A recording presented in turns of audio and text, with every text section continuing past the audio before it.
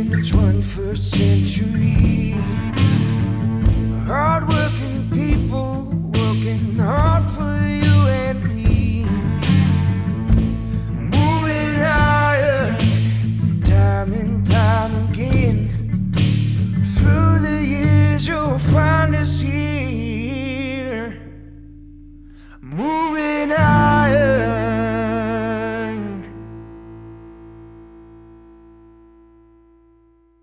Hello and welcome to Moving Iron Podcast Markets with Shawn Hackett. Shawn Hackett is with Hackett Financial out of Boca Raton, Florida, and Shawn is a weekly guest on here, and he has everything there is to know about the commodity market in his little head there, and we go around some stuff. And again, there is no lack of news to talk about, Shawn. Plenty of stuff going on out there. Yeah, we've had a wild year for weather. We were just talking before the program began how we had 17,000 record highs in the U.S., just the U.S. in the past year, and 17,000 record lows in the U.S. Just we're getting the rainfall. So that has kept the markets alive and well in both directions, as you can imagine. So absolutely, yeah, it's been crazy. And speaking of crazy, so you send out a report about once a week or so, and you've got some good information in there. And this one's no different than usual. But you're talking about how kind of some weather patterns and some different sea temperatures and stuff like that were going to start playing into a possible drought in Brazil that was very close to what was seen in 1985. Yeah, I mean, we always are trying to look for historical patterns in weather, and what's driven them in the past. And one of the big drivers for Brazilian drought, let's say in the central part of Brazil, which is where they grow most of the ag, is a certain sea surface temperature regime where you have warmer than normal sea surface temperatures to the southeast, while you have in the Atlantic, and while you have colder than normal temperatures to the northwest of Brazil. And when we've had that combination, when we're moving in, and we're moving away from El Nino into more of a neutral pattern during this time frame, it has historically meant risk. So 1985 is an analog that we found that had a 88% correlation in terms of the sea surface temperatures. 2013, 2014 had an 86.5% correlation coefficient, which was another very, very dry year for Brazil. And so we look at this and we say to ourselves, we have similar conditions that have driven droughts in Brazil in the past. We already had a very dry year so far, and so this keeps our guard up for something more sinister as we move into December onward, which is when really the grain markets get excited about weather in South America. So this is something we feel probably is going to start driving our markets from, let's say, mid-December onward. Right on. Okay. And that is starting to shape up that way. So if you look what's happening in Brazil right now, I read a couple articles the other day where they were talking about how they'd gotten some rain, but it wasn't near enough, and they needed some more rains like that to get them back into a very where production could get the planting cycle going better. And what's been happening, Casey, is that that all consistently rain forecasts have come up short of expectations. That's a drought cycle, meaning every time they say, here come the rains, it's going to be a couple of inches, it's half inch, right, maybe. And they keep missing. We're not getting the rains they're anticipating, and that's emblematic of a drought cycle. The rains that are predicted don't fall, and then you go back into drought.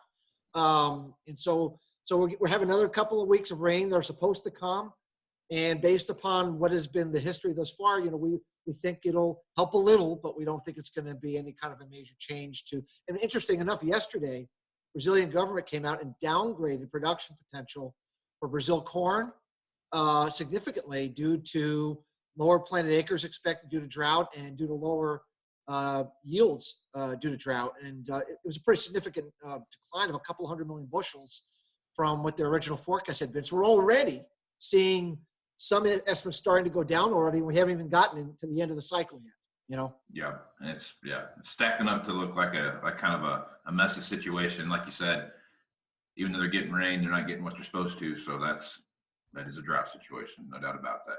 All right, so let's jump over and talk about the sugar market. So we were talking about that a little bit before we got started.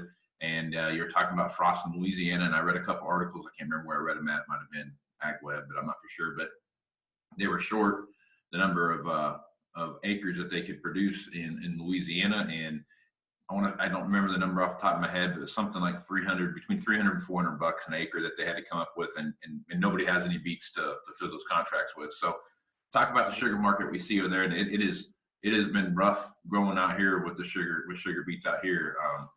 We've had those early frosts, and not frost freezes. We've had early freezes, and a lot of beets in the ground right now that are frozen, and getting that stuff out there. So between what's going on in Louisiana, what's going on out here, even further north into Montana and over into North and South Dakota, I'm hearing anywhere from 20 to 30% of the beets are still out in the field, which they should be almost done by now. So a lot of stuff going on out there. So talk about the sugar market.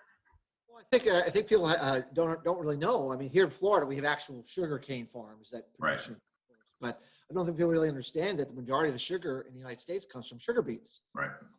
In fact, a good portion of the sugar in Europe comes from sugar beets.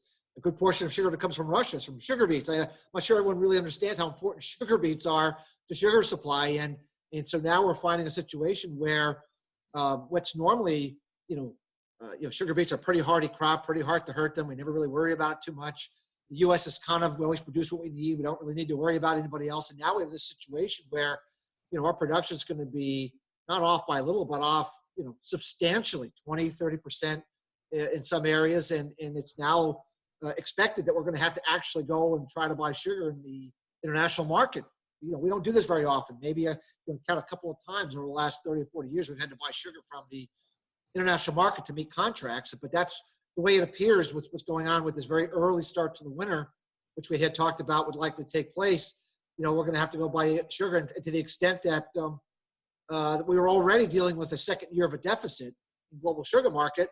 This just makes the deficit that much more acute and makes those who were counting on international supplies a little more nervous that they better go get those supplies, because a buyer that wasn't supposed to be there is not going to be there in a large way. And so, the sugar market, we've talked about sugar in the past, Casey, and smart money algorithm, capital flows has given off a pretty big buy signal, and the sugar market's starting to move. We were trading in the low 12 cents, and now we're kind of pushing close to 13, and it looks to us like this market could be ready to really kind of make a larger order move here to the upside. And there's always a trigger, but maybe this really nasty freezing frost weather in the U.S. was the catalyst to get the sugar market going. At least that's the way it appears. So. Yeah. Okay, so we've got this thing with China that sounds like is almost done. We've got to just go sign this contract, and for whatever reason, there's no place on the planet they can meet to go sign this piece of paper, but it just can't seem to make it work, right? That baffles me, but anyway. Airport. Let's go meet at the airport somewhere and sign a deal. Exactly. We'll just land some airport, random place. You fly halfway, I'll fly halfway. We'll call it good, and then we'll just sign this piece of paper. But anyway, so they've got this thing going, throwing around this 50 billion number is what they're talking about in that phase one contract. It's a big deal. That's almost 2.5 times what we've done with China in the past. Our biggest deal with China in the past. So it's going to be a huge deal for agriculture. I mean, phase one obviously is primarily an agricultural related kind of phase in, and the Chinese have their eye on the U.S. hog population, and they are doing their best not to buy from us, but they're still showing up and buying some stuff every once in a while. So talk about the hog market and what do you think's in store for the hog market going into the end of the year, assuming that we can get something, they can just find a place to meet to sign a piece of paper. Well, assuming that they can find a correct location, and that's a long shot, but hopefully they can. Assuming they can, the biggest thing for us, Casey, and I really, really want to bring home the gravity. One thing that's kept the hogs market kind of depressed or not really moving as higher as many would have thought, given the gravity of the African swine fever problem, is that we've just been producing a tremendous amount of pork here in the U.S. in the third and especially the fourth quarter. But when we go into the first quarter, those pork production is expected to fall off 300 million pounds, and then in the second quarter, it's supposed to fall another 300 million pounds. Right. So we're going to have a significant significant fall off in U.S. pork production in the first half of the year from what we've been seeing in the back half of the year. And so the way we look at it is, even if the Chinese just keep buying the way they have been, they've been buying. I mean, they have been buying, maybe not as much as they should be buying or that we want them to buy, but if they just keep buying at the rate that they are with the kind of lower production we're seeing in the first half of next year, the hog market's going to go crazy to the upside. If they start buying what they need to buy, then prices could really go crazy. And so if we're thinking like the Chinese, and not that we can think like the Chinese, but if we're trying to think like the Chinese, if I'm thinking, I'm like, wait a minute, we see this shortage of supply coming in the U.S. in the first half of this year. We know they still have a lot for the next couple of months. What would you do? I'd buy every pound I get my hands on, cheaply, by the way. Right now, I mean, pork is still cheap.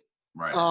Yeah. And then so that when we get to the first half, we'll have to pay up, but at least we got what we could when the getting was good. I always have to feel like that's what's going to happen. And they're going to run this market into the end of the year, despite it all, because they know that the picking is going to be much more difficult for them in the first half of next year to fill supplies. And so we're pretty optimistic that prices are going to start working higher and then move into some kind of a parabolic rise, especially as you go into the first quarter onward. So it's what it seems to us, and obviously signing a phase one deal would absolutely totally open the door for that to happen without any resistance whatsoever. So do you see maybe after the first year something similar to what we've seen in Brazil as far as that? Does that chart kind of took off and ran? I mean, it went from, whatever else kind of driven along to just a rocket ship up as far as the volume that got out. I saw the other day where China purchased some hogs out of Canada, and they were trying to just trying to skirt us as much as they can, but it's not working for them very well. We talked about this the other day. If you look at the Brazilian cattle price, the Brazilian pork price, nothing, record exports, then straight up parabola. Right. And then all of a sudden, the Chinese who have not been liking the Canadians, who said, we don't want to buy any of your stuff, magically said, oh yeah, we'll buy your pork and beef now. We love you guys again. Magically, because they now realize they've bought everything they can from Brazil. And we're next, Casey. We're next. Right. Canada is the only place left is us. So they're moving the ball forward. But I agree. If you look at the chart of Brazil prices for pork and cattle, our chart's going to look the same. It's going to be, and then just straight up. It's going to catch everyone by surprise, and it's going to be a wild parabola. And I think as we get closer to that first quarter, the risks of that happening are going to be greater and greater.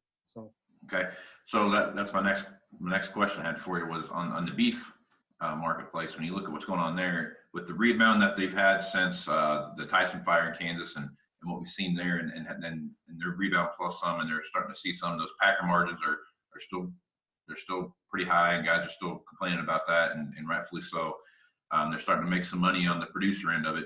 If China does show up and they do start taking some beef, there's got to be a pretty strong upside to what we see happening with the beef complex here in the next 3 months. Beef is even a worse supply situation. I mean, we were not. I'm not sure people really realize, but the fourth quarter beef production will be down from last year's fourth quarter beef production. I mean, that's a big deal. And this is a time we're supposed to be producing a lot of beef, and then it falls off over 380 million pounds in the first quarter. So the beef situation is even worse in terms of the supplies. We just don't have the ability to turn on the faucet for supply as quickly as we can in chicken and pork. And at the same time, we just hadn't been producing as much beef as chicken and pork. And so the beef supply situation is more bullish in our opinion. And we think that the move there, we've been used to the Chinese buying pork over the years, but we had a 10-year moratorium where they didn't buy U.S. beef until they lifted that about a year and a half, 2 years ago, just before African swine fever, by the way. And so them being in the market, being a buyer of our beef is not something we're used to. And it's going to take a while for the U.S. beef industry from a supply standpoint to handle it. And obviously having an early, nasty, cold start to the winter, it doesn't help the beef market. And we think it's going to continue to be very challenging winter, at least through January before things might ebb. And so that just adds a little more bullishness to the pie that's already there is to have another tough winter like we've been having. So. Yep. All right. So milk production, we've talked about that on here a little bit, and what we've seen happen over in New Zealand as far as weather goes there. And there's still a pretty strong signal out there that milk prices are going to stay kind of where they're at. And there's some bouncing around, and a lot of that, the cheese market's been driving that. But I guess as you take a look at what's happening in New Zealand, and if that situation kind of stays the same that we've seen this, like we saw this spring here in the U.S., and that's a key milk producing country, and they don't produce the gallons that they need to produce to kind of keep the world supply going, that milk price has got to stay pretty consistently where it's at for a foreseeable amount of time. Well, Casey, there's two key milk prices. There's the class 3 price, which is cheese Right. and dry whey. It's class 4 price, which is milk powder and butter.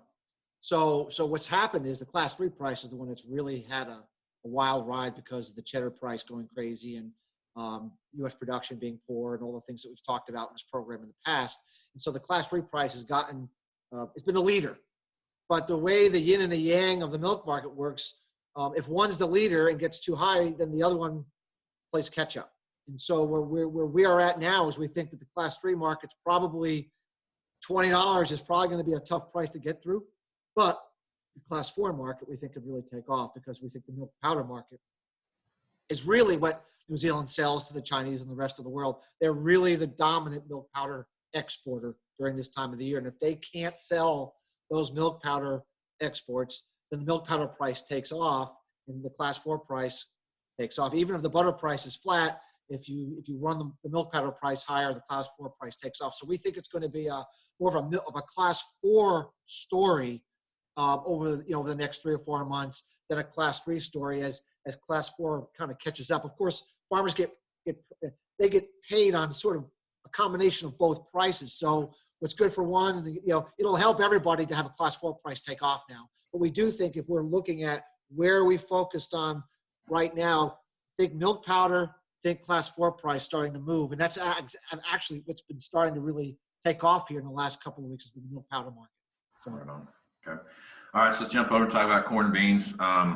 You look at the corn market, and I think there's some new law in place that it has to go up in the morning so it can fall off in the afternoon.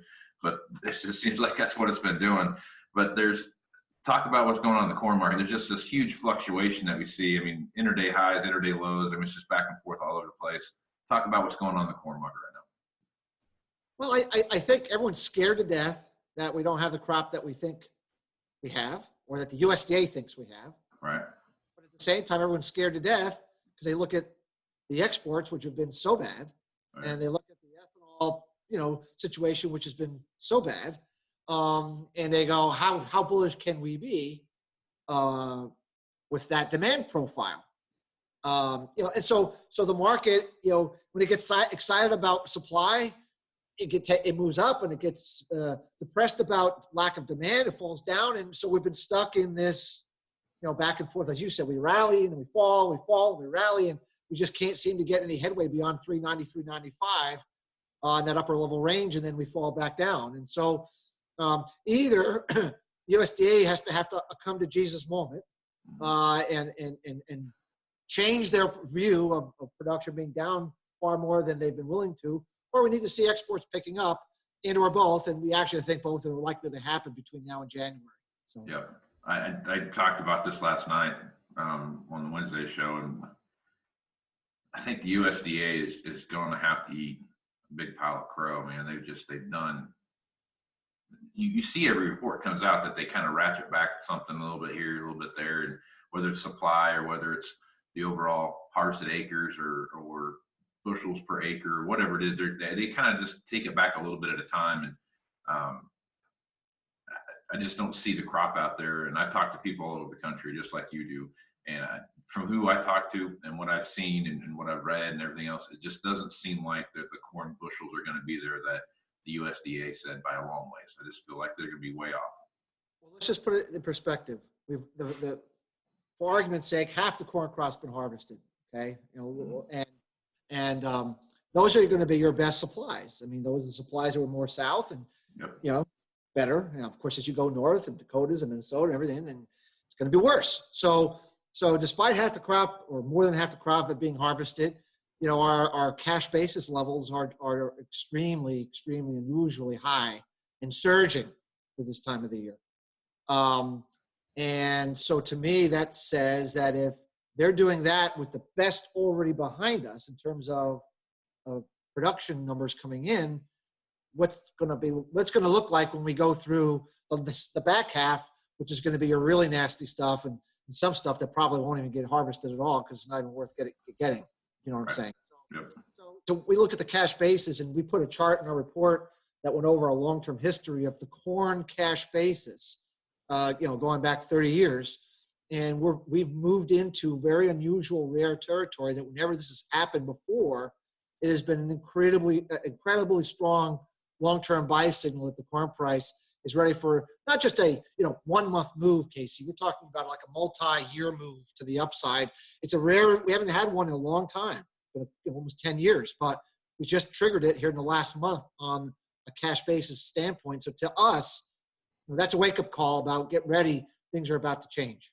So I hope you're right because I need a change to sell some combines. So that's going to be a nice deal. So let's jump over to talk about soybeans. Exact same marketplace. I mean, almost the exact same kind of scenario where again, talk to a ton of people around and what they are harvesting now, like you said, further south, obviously it's good stuff and they've had better harvesting conditions and now as they're moving north, when they got ready to get harvesting and start rolling, most guys were fighting anywhere from a 6-inch snow to feet of snow and try to get soybeans out of that. So again, that market is all over the place. One day it'll be up 14 cents. The next day it'll be limit down and then, everything in between. So the soybean market is another one that's probably, I'm just being optimistic here. It looks like it's kind of poised for a takeoff. Yeah, I mean, of course, soybeans are more impacted by, the daily trade war tweets that come out. There's less, so there's more of that variability to go on. More of the soybean crop is harvested, of course, so we have less unknown there than we do in the corn market at least. But cash basis in soybeans is not as exciting yet, although we are seeing cash basis in the last 3 weeks really shoot, like really take off with almost 3/4 of the crop harvested. So it looks like the cash basis may move into the territory here shortly, but the corn cash basis is already in. But there's this big move in the cash basis in soybeans in the last 2 to 3 weeks. To us, is really telling because if the crop was as voluminous as the USDA is saying that it is, we shouldn't be seeing a spike in cash basis this time of the year.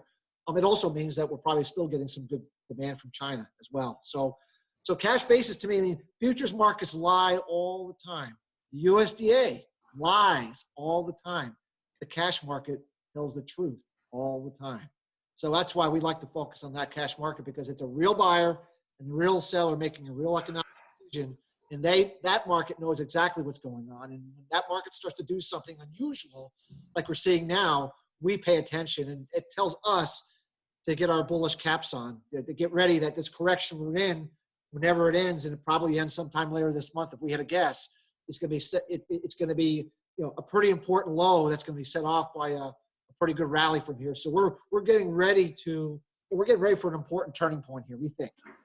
It's funny how that cash is king thing, because it's the same way on the equipment side. The auction market is the canary in the coal mine for what's going to come down the pike, man. So that's very, very lots of similarity there. So yeah, good stuff going on.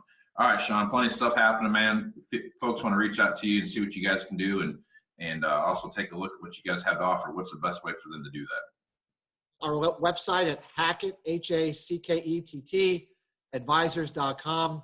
All kinds of stuff on our homepage to look at to see if what we do might be of service to your listeners. So. Well, Shawn, appreciate you being on, and we'll talk to you again next week, bud. Sounds good, Mr. Casey. Have a wonderful week. Thanks. Moving higher in the 21st century.